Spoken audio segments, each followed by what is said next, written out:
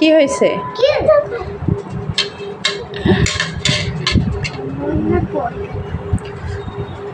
আয়ান তোমাকে কি খাওয়াই দিব?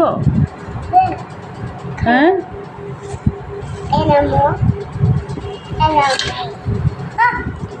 চামিচ পড়ে যায় বারবার। দাও। এই এই বিসমিল্লাহ।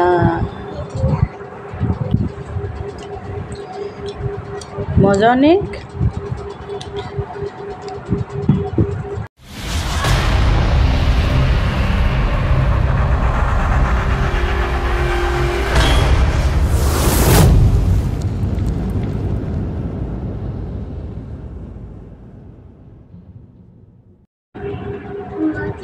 আসসালামু আলাইকুম viewers, welcome back to my channel. আশা করি আপনারা সবাই ভালো আছেন। আলহামদুলিল্লাহ আমরা সবাই ভালো আছি।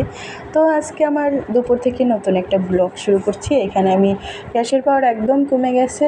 আমি এখানে লাউ শাক দিয়ে ডাল রান্না করতেছি ঘন করে, আর এখানে পুঁটি মাছ রান্না করব বাচ্চাদের জন্য।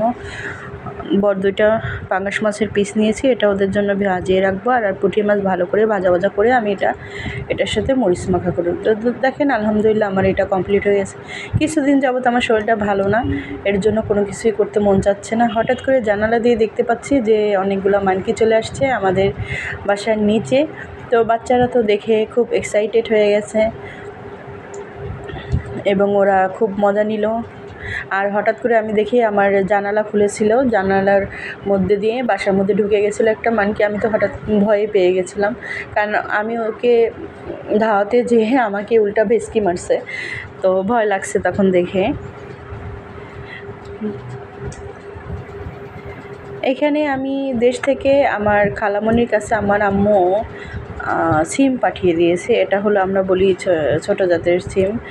আর আমার খালামণি আসছে, সে খুব অসুস্থ, তার অপারেশন হয়েছে। দেখতে পারছেন যত সব গাঠি গুটি এগুলা বাসায় কেন জানেন? রুগী আছে তার জন্য। আমার খালতো বোন খালামণি ওরা সবাই বৈশা কথাবার্তা বলতেছে। আসলে অসুস্থ থাকলে কোনো কিছুই ভালো লাগে না, এটা জানি। আমারও শরীরটা ভালো না দেখে আমারও কিছু ভালো লাগতেছিল না। আর এই কিছুদিন যাবৎ ব্লগটা কন্টিনিউ করিনি, যে আমার শরীরটা খুবই খারাপ ছিল। এখনও ভালো করে সুস্থ হয়নি, কিন্তু মন চায় নাই, তার জন্য করতে পারিনি।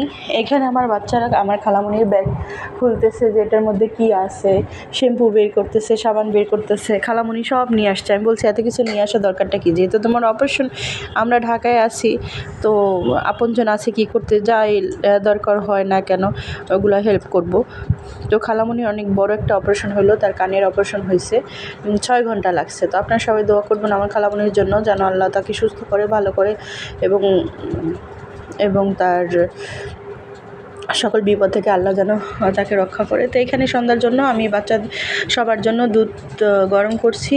আর এটা আমার দুপুরে রান্না করেছিলাম আমি বেগুন দিয়ে আর এই তেলাপিয়া মাছ দিয়ে। এটা আপনাদের দেখাতে মনে ছিল না। তো ভালো থাকবেন, আল্লাহ হাফেজ।